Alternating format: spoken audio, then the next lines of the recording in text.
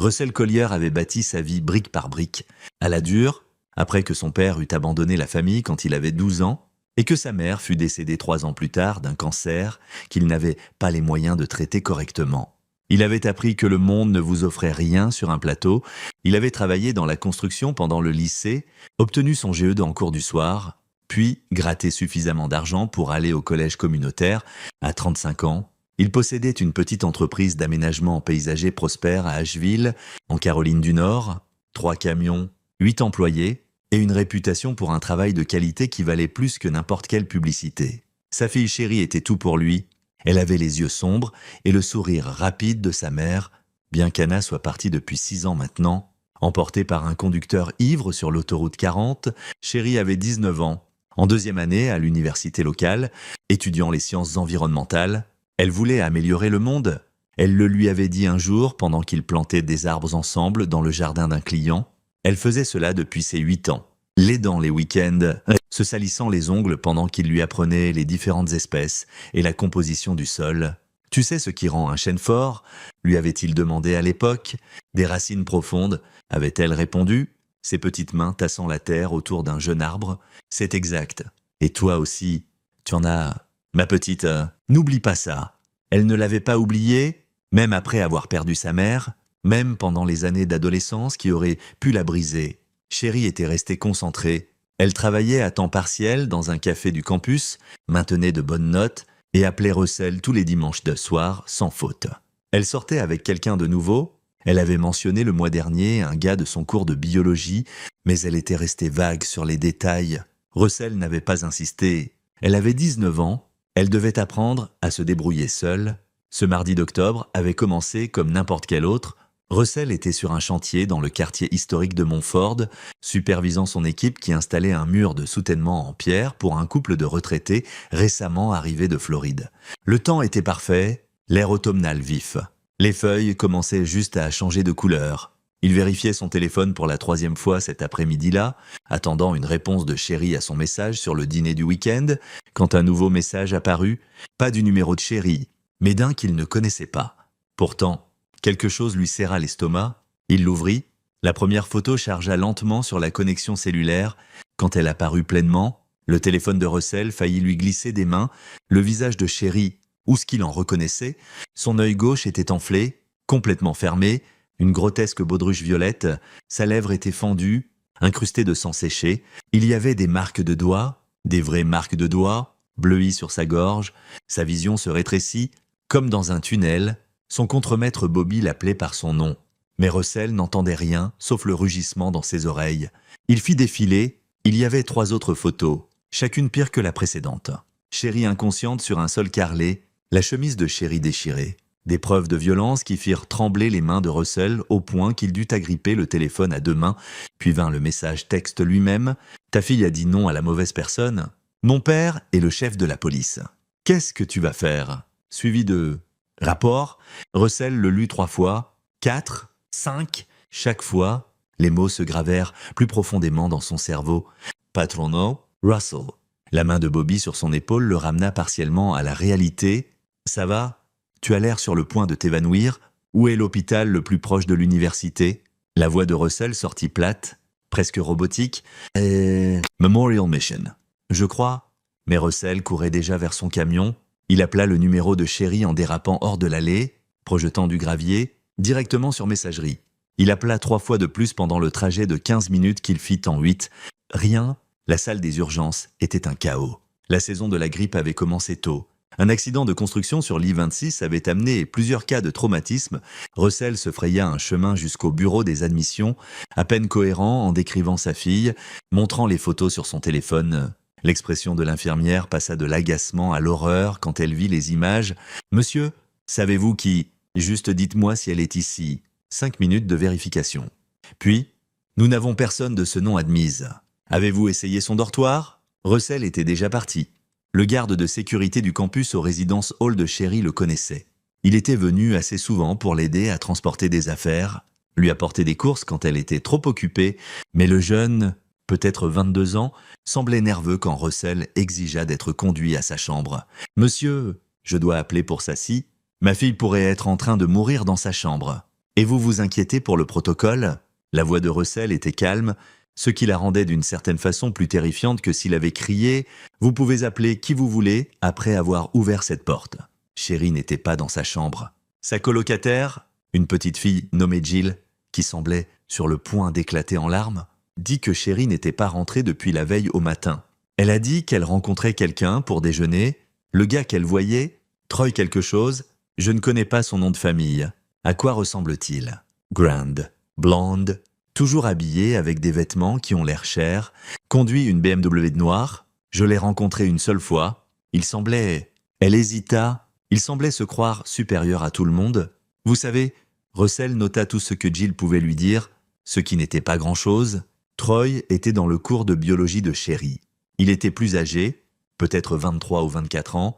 Son père était un gros bonnet. Sherry l'avait mentionné une fois, mais elle en était excitée, comme si c'était impressionnant. Russell sentit quelque chose de froid s'installer dans sa poitrine. Sa fille intelligente et prudente, avait été éblouie par l'argent et le statut, et quiconque ce Troy était, il avait utilisé cela contre elle. De retour dans son camion, Russell fixa son téléphone, les photos, le message moqueur. Mon père est le chef de la police. Il n'y avait qu'un seul chef de la police à Asheville, Clayton Stanley. Un homme qui occupait le poste depuis près de 12 ans. Russell ne l'avait jamais rencontré personnellement, mais il l'avait vu aux nouvelles, aux réunions du conseil municipal. Un grand homme aux cheveux argentés, toujours à parler de loi et d'ordre, et de garder la communauté en sécurité.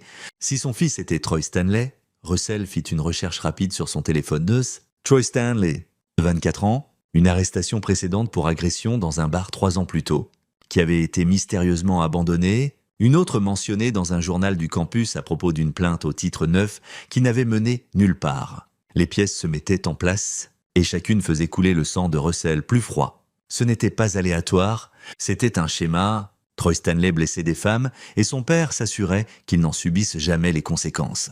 Mais envoyer ces photos, ce message, c'était de l'arrogance à un niveau que Russell avait rarement rencontré. Troy Stanley croyait vraiment qu'il était intouchable. Que Russell, un paysagiste de la classe ouvrière, ne pouvait rien lui faire, ni à lui ni à son père chef de la police. Russell resta assis dans son camion devant le dortoir de Sherry pendant 20 minutes, essayant de penser clairement à travers la rage qui menaçait de le consumer. La chose logique était de porter plainte, mais auprès de qui? Le chef de la police était le père du coupable. Il pouvait aller voir la police d'État, le FBI peut-être, mais cela prendrait du temps. Des preuves, des avocats, et Troy Stanley avait déjà démontré qu'il savait faire disparaître les problèmes. Combien de temps cela prendrait-il? Des semaines, des mois, des années. Et que se passerait-il pour Sherry entre-temps? Où était-elle même en ce moment? Il composa à nouveau son numéro. Toujours rien. Les mains de Russell tremblaient encore, mais maintenant c'était différent. Pas de la panique. Quelque chose de plus froid, plus concentré. Il pensa à sa tante Karen, qu'il n'avait pas vue depuis 15 ans, mais qui lui envoyait une carte chaque Noël, toujours d'une ville différente. Toujours sans adresse de retour, Karen Cunningham, la sœur cadette de sa mère, qui avait quitté les États-Unis quand Russell avait 20 ans et n'était jamais revenu sous ce nom. Sa mère lui en avait raconté une partie avant de mourir. Quand la morphine la rendait loquace, comment Karen s'était impliquée avec les mauvaises personnes à Miami dans les années 80. Comment elle avait vu des choses, fait des choses et avait dû disparaître. Comment la femme qui appelait occasionnellement de numéros internationaux, parlant un espagnol parsemé d'anglais et demandant des nouvelles de la vie de Russell, était à la fois sa tante et quelque chose d'autre entièrement, quelque chose de dangereux. Elle a fait des choix, avait murmuré sa mère, pas de bons choix. Mais elle a survécu, elle est forte. Russell. Nous venons de femmes fortes. Russell n'avait appelé ce numéro international que sa mère lui avait donné qu'une seule fois, quand Anna était morte, quand il se noyait dans le chagrin et ne savait pas comment continuer pour Sherry. Karen l'avait guidé, sa voix stable à travers les milliers de kilomètres. Tu le fais pour elle. C'est tout. Chaque jour, tu te lèves et tu le fais pour elle. C'est ça, l'amour. Il afficha le numéro maintenant. Il était enregistré dans son téléphone sous Tensé. Il ne l'avait jamais supprimé, bien qu'il ne l'ait jamais réutilisé non plus. Il sonna 4 fois, puis une voix de femme parlant espagnol. Si, tia Karen. C'est Russell. Une pause. Mijo, pourquoi m'appelles-tu? Son anglais était parfait, mais portait l'accent de quelqu'un qui avait passé des décennies à parler principalement espagnol. Est-ce que... Quelque chose ne va pas. La voix de Russell se brisa. C'est Sherry. Il lui raconta tout. Les photos, le message texte. Troy Stanley, le chef de la police. Comment il ne pouvait pas trouver sa fille. Comment le système était truqué contre lui avant même qu'il commence. Quand il eut fini, il y eut un silence à l'autre bout. Russell pouvait entendre de la musique en fond, de la salsa, pensa-t-il, et le bruit distant de la circulation. À quel point les photos sont-elles graves? Demanda enfin Karen. Graves. Tia, je ne sais pas si elle est même... Il ne put finir la phrase. Envoie-les-moi et envoie-moi tout ce que tu sais sur le garçon et son père. Addresses. Numéro de téléphone. Où il travaille, où il mange, où il dorme. Tout. Je n'ai pas la plupart de ça encore. Je viens juste de... Alors obtiens-le. J'attendrai. Sa voix avait changé. Ce n'était plus sa tante. La femme qui lui avait appris à danser aux funérailles de sa mère, qu'il avait tenue pendant qu'il pleurait, c'était quelqu'un d'autre, quelqu'un de dur, et Russell continue à chercher Sherry. Elle est vivante. Comment sais-tu? Parce que si elle ne l'était pas, ce Pandéjo ne t'aurait pas envoyé ses photos. Il veut que tu souffres. Ça veut dire qu'il la garde quelque part. Trouve-la, je m'occupe du reste. Russell passa les 3 heures suivantes à devenir quelqu'un qu'il n'avait jamais été. Il appela toutes les faveurs qu'il avait. Bobby connaissait un gars qui travaillait à la répartition au département de police, le genre civil, pas un flic, et obtint l'adresse de Troy Stanley, un condo au centre-ville d'Asheville, cher, définitivement payé par papa. Mitchell, un de ses clients qui enseignait à l'université, utilisa son accès facultaire pour obtenir l'emploi du temps de Troy et découvrit qu'il avait arrêté d'assister aux cours 3 jours plus tôt. 3 jours, le même moment où Sherry avait disparu. Il trouva l'adresse du chef Stanley via les registres publics, une grande maison dans le quartier chic de Biltmore Park. Marié, 2 fils. Troy était le cadet. Les mains de Russell se serrèrent autour de son téléphone tandis qu'il compilait tout dans un document et l'envoyait à Karen. Son téléphone sonna 30 secondes plus tard. « Il y en a plus ?» dit Karen sans préambule. « J'ai passé quelques appels. Ce Troy, il l'a fait avant. 2 fois que je peux confirmer, probablement plus. Les familles ont été payées. De grosses sommes, accord de non-divulgation. Le chef Stanley le protège depuis des années. Comment as-tu découvert ça en 30 minutes? Je connais des gens qui savent des choses. Mijo, c'est tout ce que tu as besoin de comprendre? Une pause. Maintenant, écoute attentivement. Tu vas continuer à chercher Sherry, vérifie les hôpitaux dans les comtés voisins. Il a peut-être l'emmené quelque part hors de la juridiction de son père, pensant qu'il est malin. Vérifie les cliniques d'urgence. Elle a besoin de soins médicaux pour ses blessures. Et s'il la garde, il l'a peut-être emmenée quelque part. Tu vas faire ça parce que tu es son père et c'est ce qui compte maintenant. Et toi, je vais passer quelques appels de plus.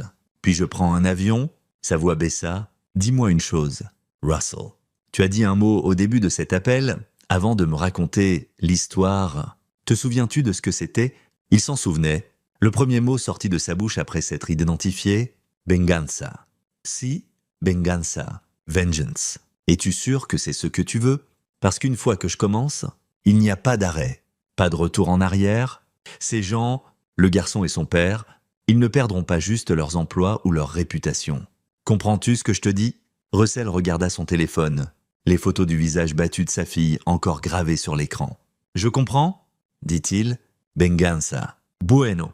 Je serai là dans 2 jours, peut-être plus tôt. Garde ton téléphone allumé. La ligne se coupa. Russell resta assis dans son camion tandis que le soleil se couchait sur Asheville, peignant les montagnes en nuances d'orange et de rouge. Il avait 43 ans, il n'avait jamais enfreint une loi plus grave qu'un excès de vitesse. Il payait ses impôts, traitait les gens équitablement, construisait des choses au lieu de les détruire.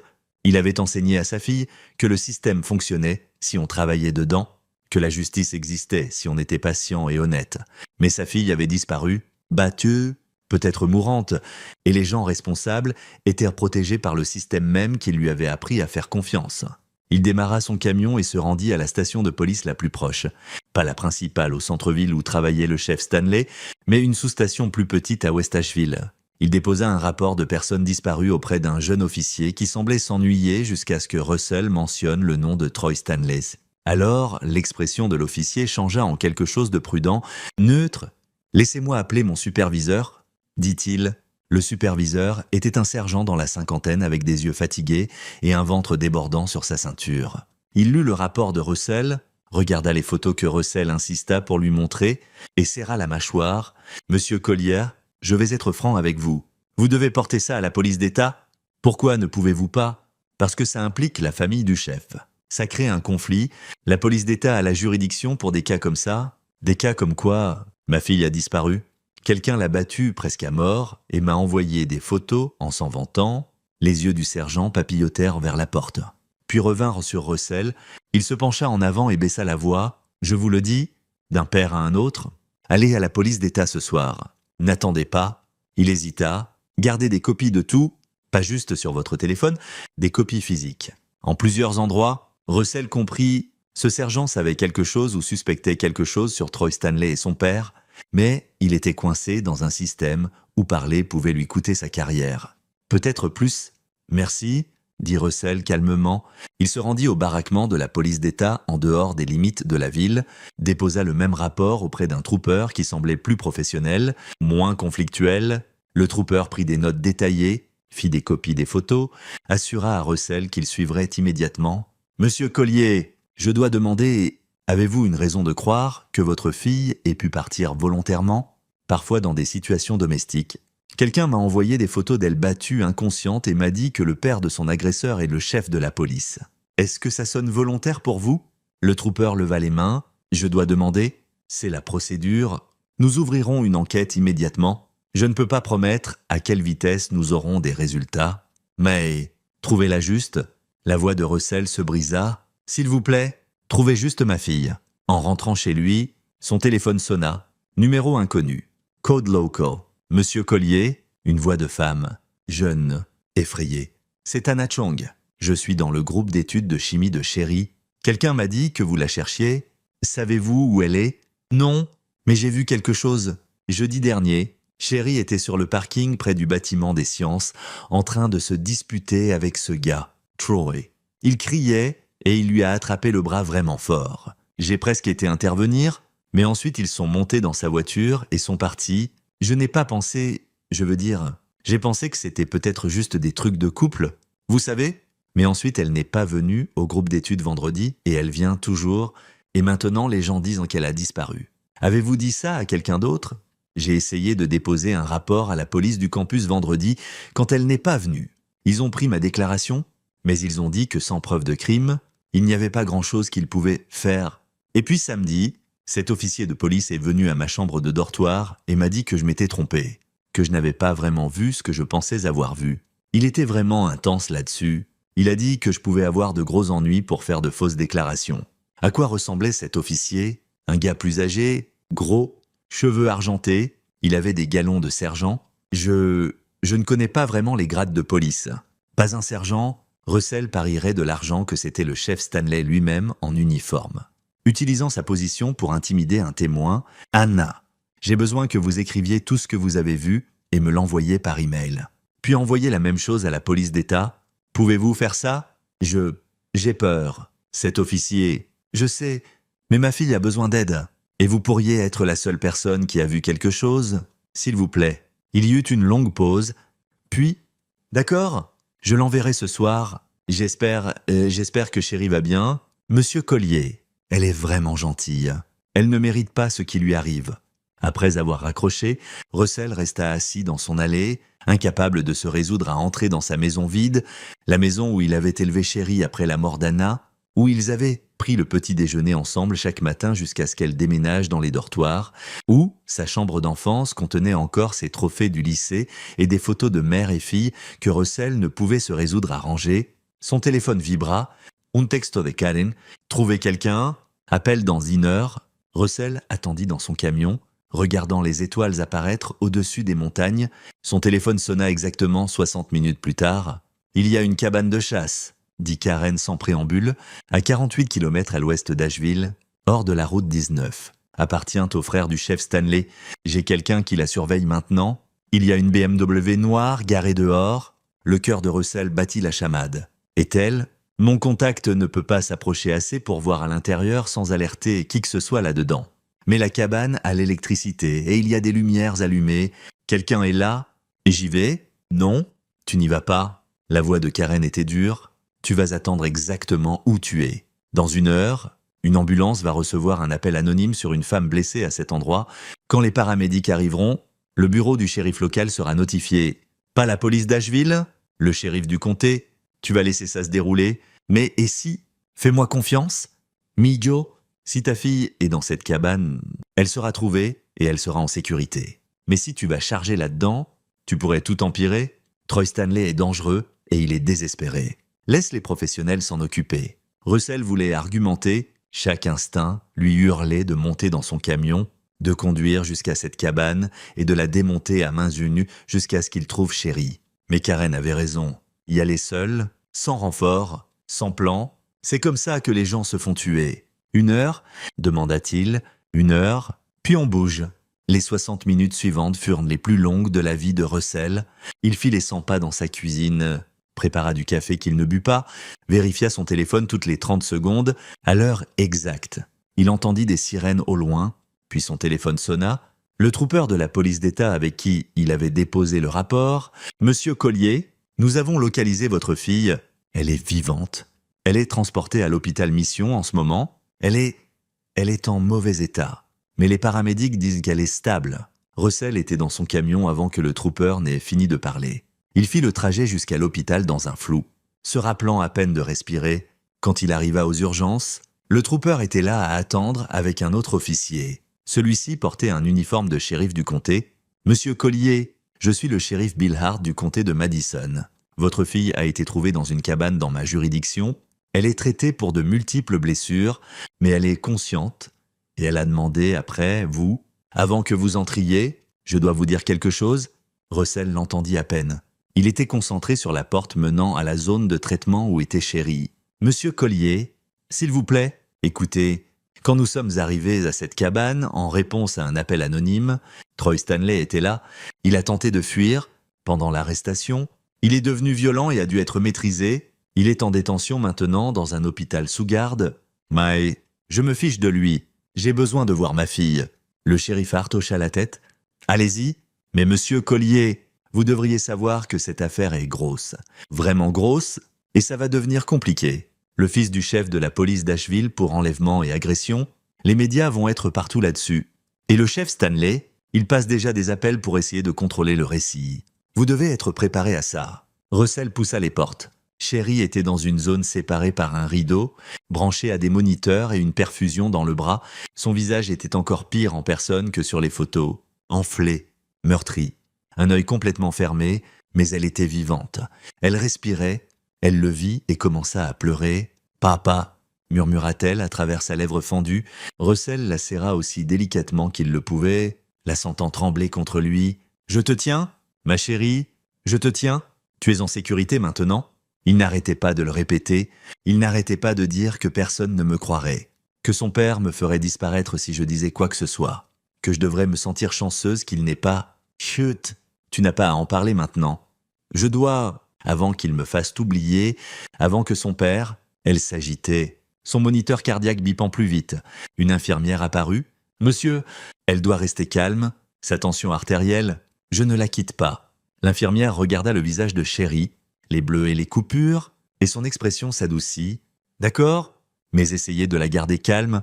Elle a subi assez de traumatismes. » Au cours de l'heure suivante, pendant que les médecins examinaient Sherry et documentaient ses blessures, Russell apprit ce qui s'était passé. Troy Stanley avait été charmant au début quand ils avaient dû commencer à sortir ensemble 6 semaines plus tôt.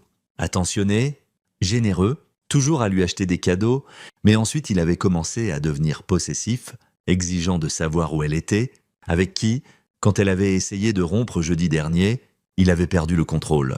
L'avait attrapée sur le parking exactement comme Anna l'avait vue. L'avait forcée dans sa voiture, l'avait conduite à la cabane. « Il m'a gardé là » murmura Sherry.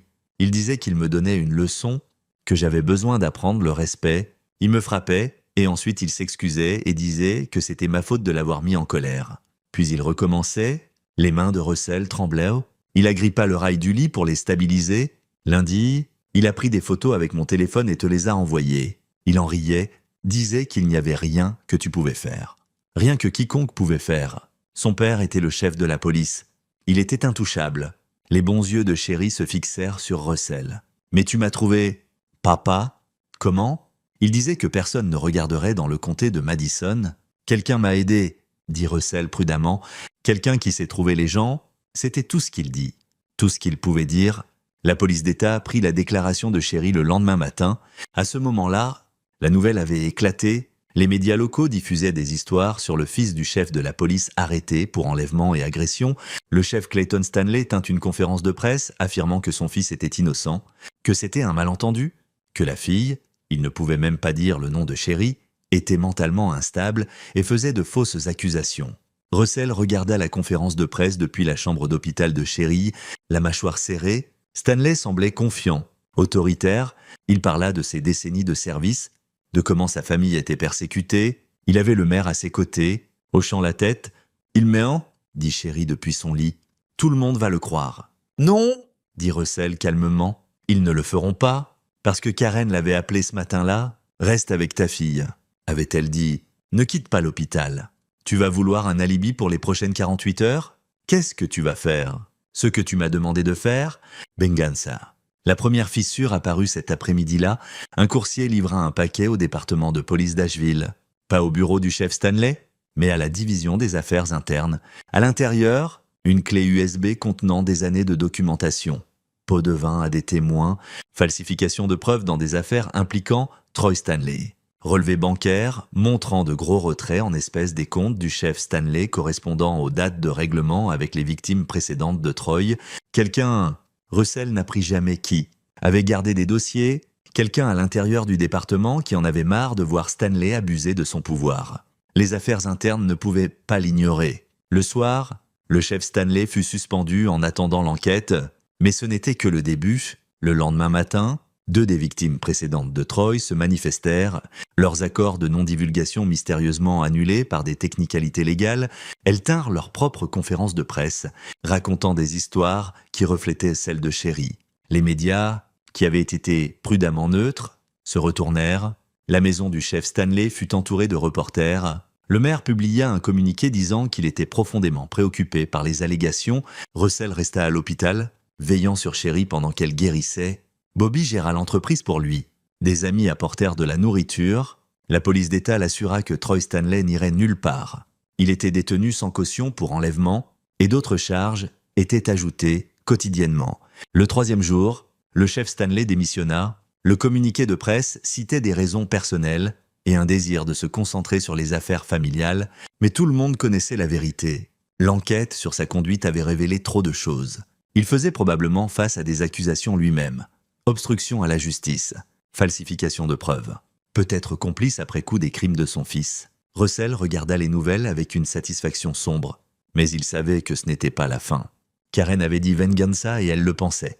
Le 4e jour, Troy Stanley disparut. Cela se produisit pendant un transfert entre la prison du comté et le tribunal. Le van de transport fut trouvé abandonné sur une route rurale.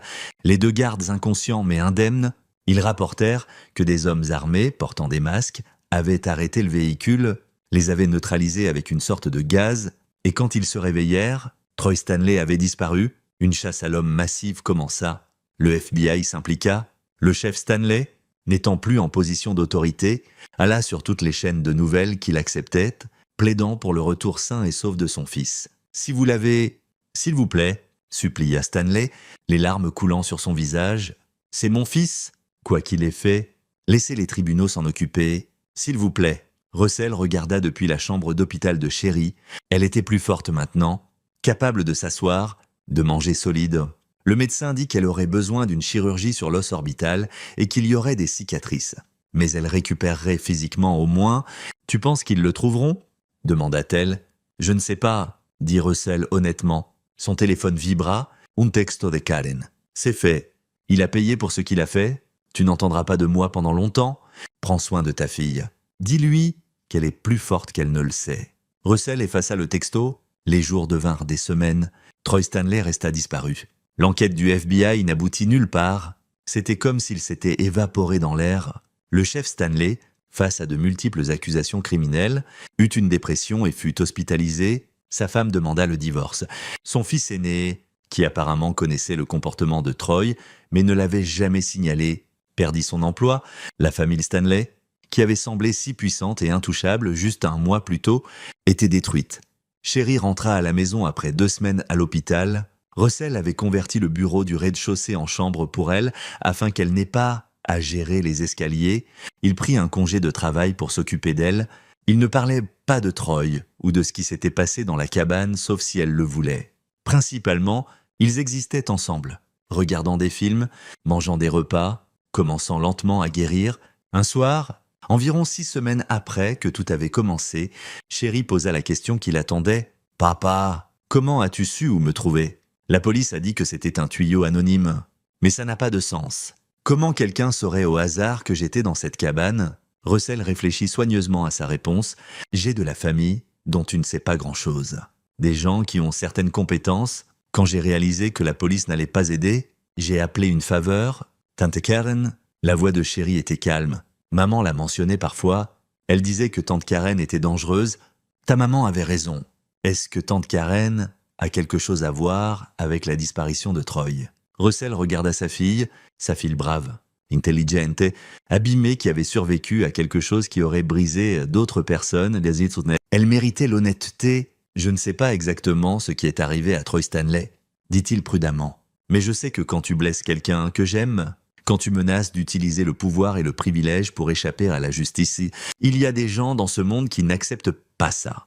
Des gens qui croient en un autre genre de justice. Sherry resta silencieuse longtemps. « Bien ?» dit-elle enfin. Il méritait ce qu'il a eu.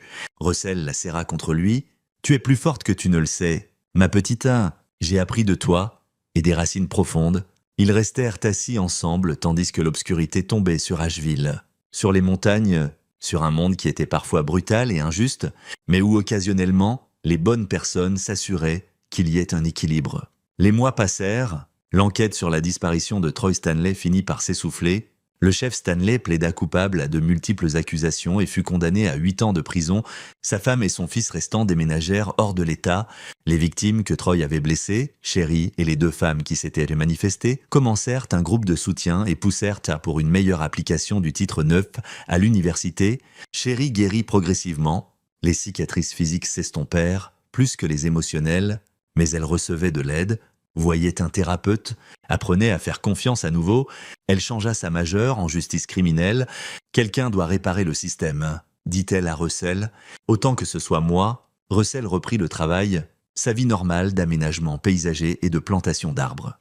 Mais il garda le numéro de Karen dans son téléphone, et chaque Noël, il recevait une carte d'une ville différente sans adresse de retour. Et parfois, tard la nuit, il regardait des photos de Sherry, de nouvelles photos, où elle souriait sincèrement, où ses yeux portèrent de la force au lieu de la peur. Et il pensait à la justice, et à la venganza, et aux longueurs qu'un père irait pour protéger son enfant. Des racines profondes, lui avait-il enseigné. Parfois ces racines atteignaient des endroits sombres, mais elles vous gardaient debout quand les tempêtes venaient. Et quand les tempêtes passaient, vous grandissiez vers la lumière. Par un frais matin de printemps, presque 1 an après que tout avait commencé, Russell travaillait dans le jardin d'un client, quand son téléphone sonna. Numéro international inconnu. « Hola. »« Mio » la voix de Karen, chaude et familière. « Comment va-t-elle ?»« Forte. »« En guérison. Elle va s'en sortir. »« Bueno ?» Je savais qu'elle le ferait. « C'est ta fille ?» Une pause. « Et toi ? Comment vas-tu ?» Russell regarda autour de lui le jardin. Il plantait des azalées et des rhododendrons, des plantes indigènes qui fleuriraient pendant des années, construisant quelque chose de beau, comme il l'avait toujours fait. « Je vais bien ?» dit-il. « Mieux que bien. »« Merci. Tia. » Pour tout. « De nada. » C'est ce que fait la famille.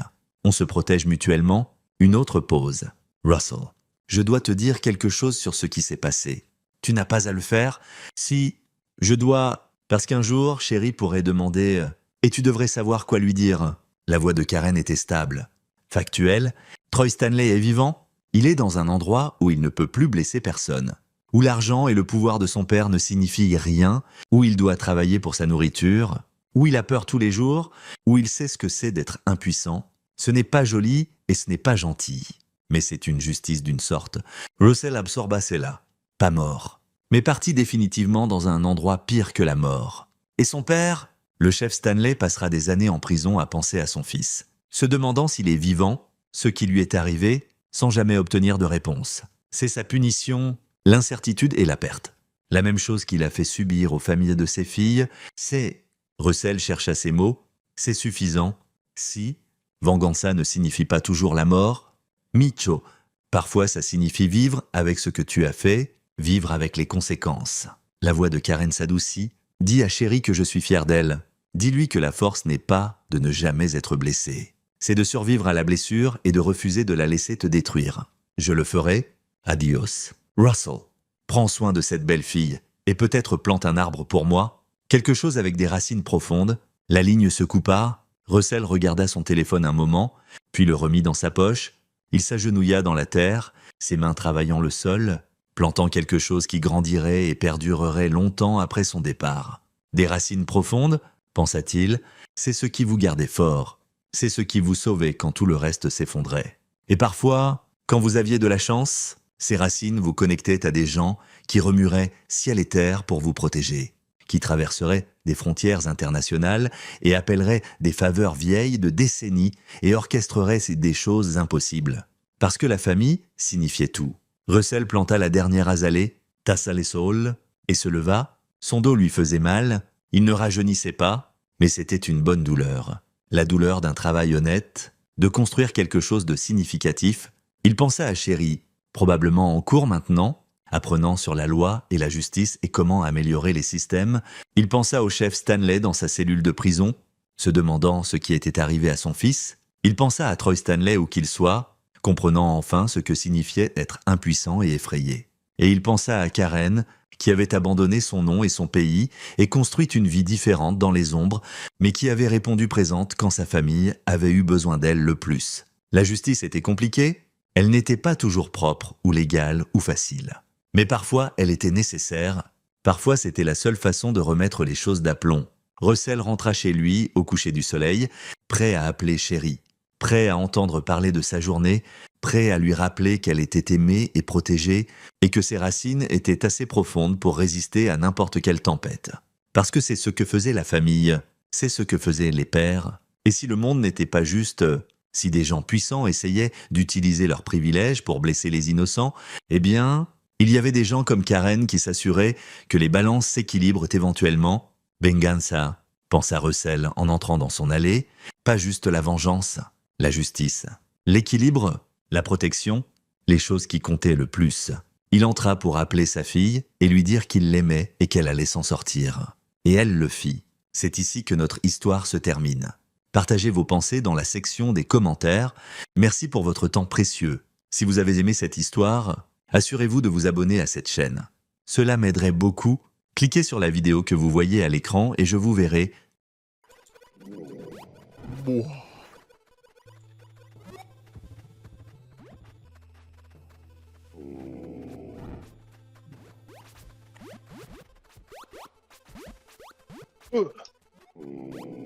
No, he got. Oh, he ward me.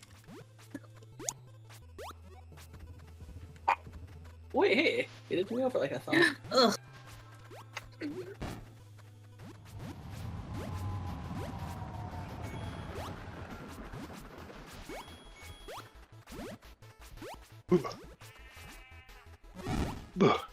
Nice slap, dude. Hi. Another one. What's up, dude? Dude. This way.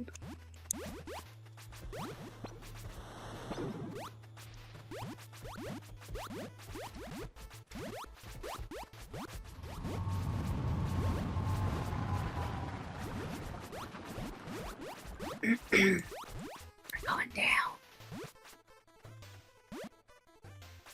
We're going down here? Woo.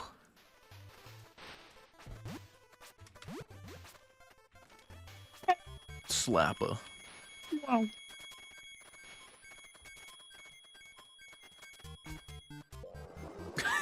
Woohoo! Split. Yeller. Oh, yo, what's up? Oh, did you say my name?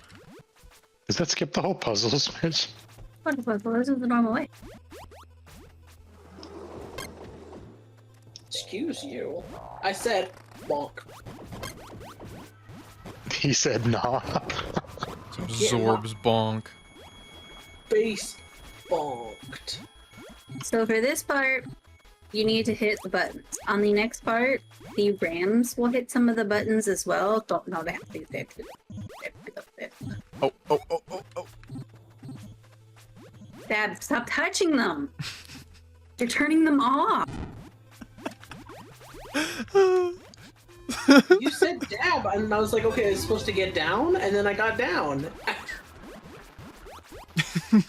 The buttons kept going on and off. I was like, Oh! Oh my god!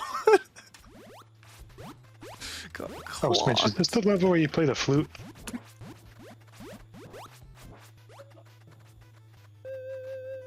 It's a flute spell. That's so cool.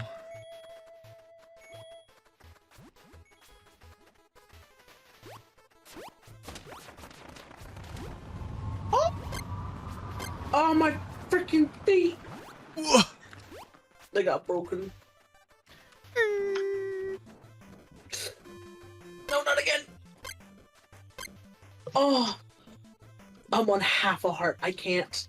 You got this, dude. Gotta believe. I'm not trying. Ah! I bunny hopped. I didn't lose a single heart from falling. Let's Yeah, go. if you bunny hop, there's a chance that you don't lose any heart.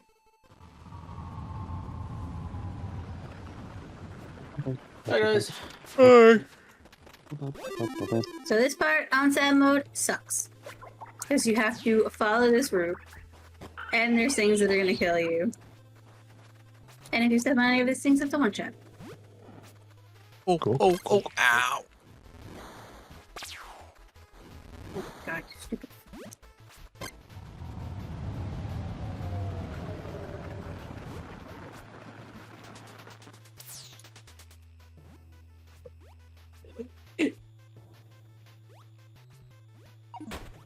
Thank you.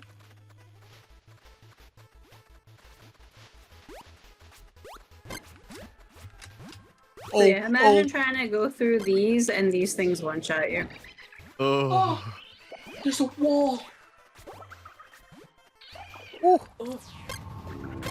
Oh my god! He hit the barrel again. I didn't even see it there. Oh, oh. Let's go. Oh, that was a lot easier than I thought. Okay, so for this part, you gotta stay down here, please. Okay. Nugget. Nugget in a biscuit? Nugget. No, stop.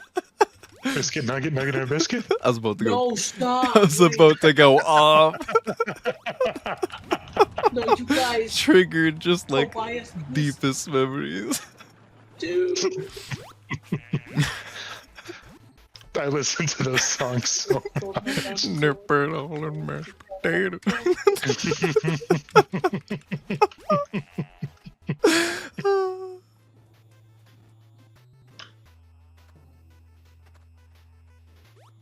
Dude, look at the Rams go.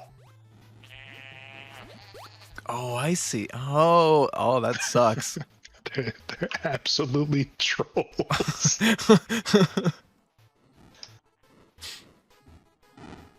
There we are. Let's go. But yeah, if you hit the ones that they want to hit, you're gonna be there forever.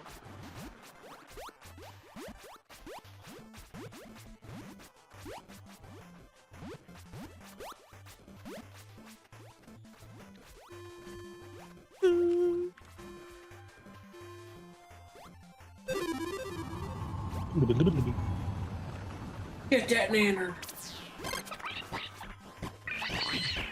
Mess him up.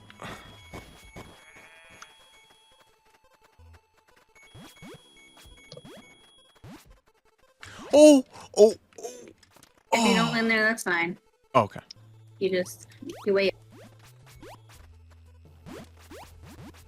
Remember, consistent jumps make you go forward. Inconsistent jumps make you not. Let's go.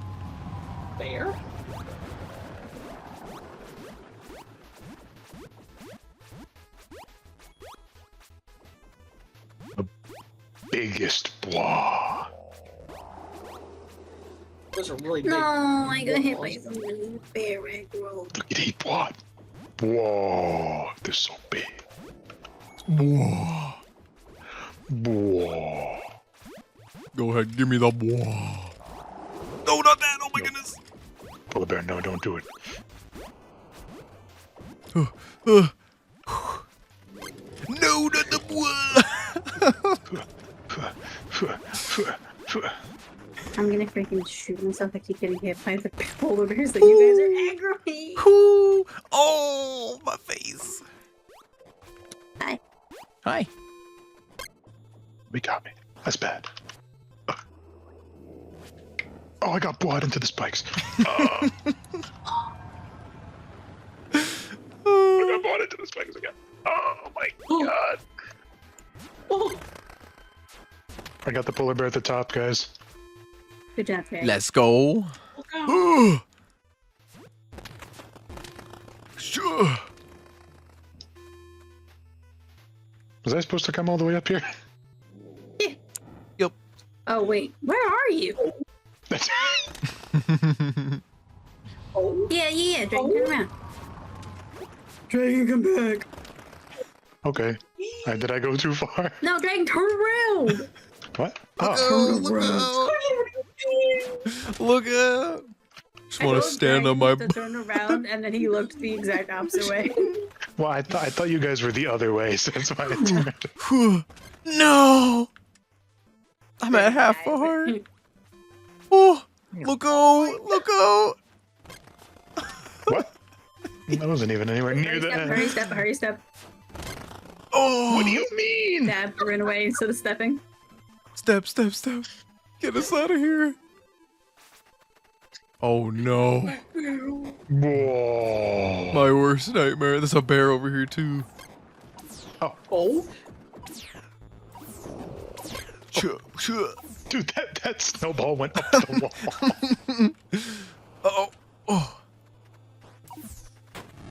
Thank you. All right, this section.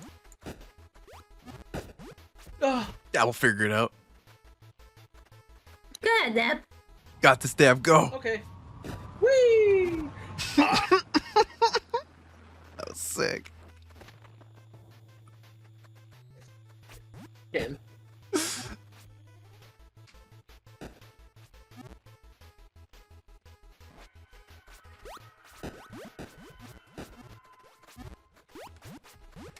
Oh, you can just jump up there. Here, go at. Did you guys just find a really easy way of doing it? I think that's the way, right?